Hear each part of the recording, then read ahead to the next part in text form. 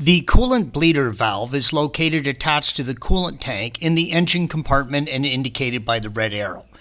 To replace the bleeder valve, you will first need to remove the front trim panel, blue arrow, and the side trim panel, green arrow.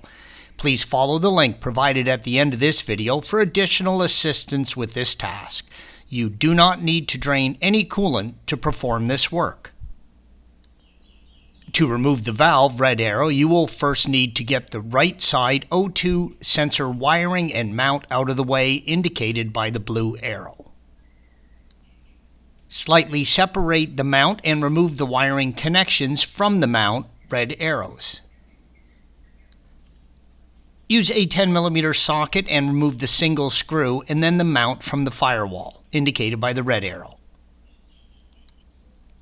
With the mount out of the way, red arrow, use a set of hose clamp pliers and remove the clamp from the coolant reservoir, blue arrow.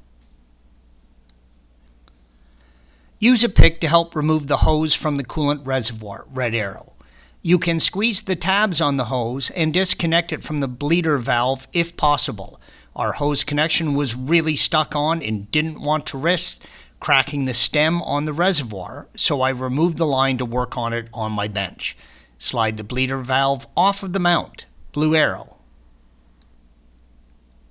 If you are replacing the mount, squeeze in on the two clips and separate it from the coolant reservoir, red arrows. Squeeze in on the two green tabs and then pull the hose connection off of the valve, indicated by the red arrows. It helps if you push the hose further onto the valve and then squeeze the tabs and separate. Add a little Porsche coolant lubricant to each nipple before installing the hoses. Installation is the reverse of removal. Thanks for watching. Be sure to subscribe to our channel and check out another video in this series.